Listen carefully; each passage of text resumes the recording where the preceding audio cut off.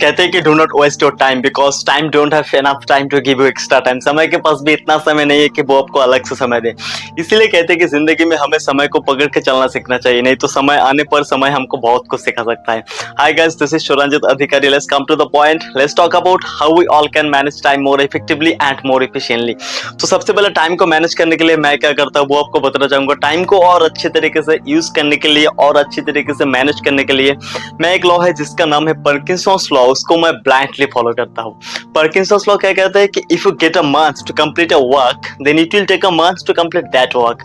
If you get 15 days to complete that work then it will take 15 days, and if you get 7 days to complete that work then it will take 7 days, and if you get only and only 3 days to complete that work then it will take only 3 days।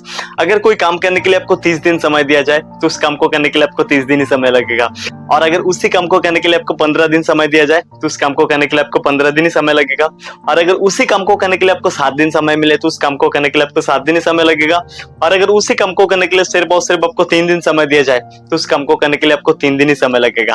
Oh my God, is that possible? Yes sir, is that possible. और इसीलिए electricity bill हमेशा last date पे जमा होता है, पानी का bill हमेशा लास्ट डेट पे जमा होता है, असाइनमेंट का पेपर्स हमेशा लास्ट डेट पे जमा होता है, क्योंकि काम करने के लिए उतना ही समय लगेगा जितना समय उस काम को करने के लिए आपको दिया जाएगा।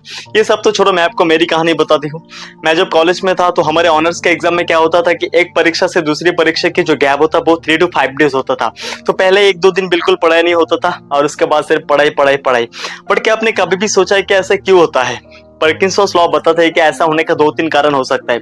सबसे पहला कारण हो सकता है लैक ऑफ गोल। कहते हैं कि an idiot with a plan can defeat a genius without a plan. जिसके पास लक्ष्य होता है वो अपना टाइम कभी भी वेस्ट नहीं करता।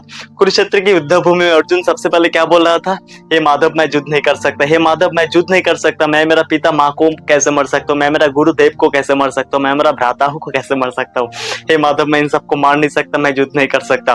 बट कृष्ण भगवान जब अर्जुन का लक्ष्य क्लियर किया, गोल क्लियर किया, तो अर्जुन क्या बोला? हे माधव आप जो बोलेंगे मैं वही करूंगा। दूसरा कारण हो सकता है लैक ऑफ प्रायोरिटी। कहते हैं कि if you want to manage time then you have to manage priority first. अगर आपको टाइम मैनेज करना है तो सबसे पहले आपको प्रायोरिटी मैनेज करना पड़ेगा। जिस दिन आपका प्रायोरिटी मैनेज हो जाएगा उस दिन आपका टाइम ऑटोमेटिकली मैनेज हो जाएगा। आपको पता है डॉक्टर जब हाई प्रेशर पेशेंट्स को कहते हैं कि ये दवाई आपको 24 घंटे के अंदर ही लेना है, तो हाई प्रेशर पेशेंट्स उसको 24 घंटे के बाद नहीं लेता, 24 घंटे के अंदर ही लेता है, क्योंकि उसे पता है अगर वो उसको 24 घंटे के अंदर नहीं लेगा तो क्या होगा। This is called priority. ठीक उसी तरह से एक रिलेशनशिप भी उतना ही दिन अच्छा चलता है जितना दिन एक लड़का एक लड़की उसको प्रायोरिटी देता है। जिस दिन प्रायोरिटी खत्म उस दिन रिलेशनशिप भी खत्म। तीसरा कारण हो सकता है लैक ऑफ शेड्यूल।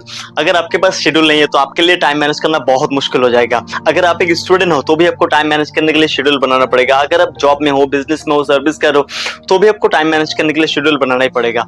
चौथा कारण हो सकता है मेक अ डेडलाइन। खुद को एक डेडलाइन दे दो। ये मेरा बहुत फेवरेट है।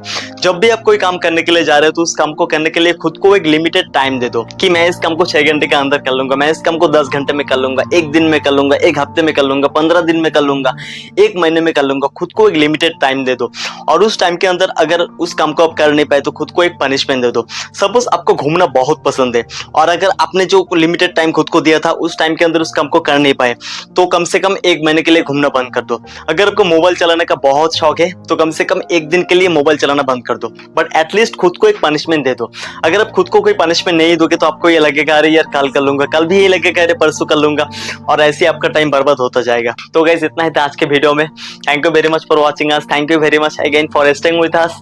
Keep watching us and keep share your experience with us.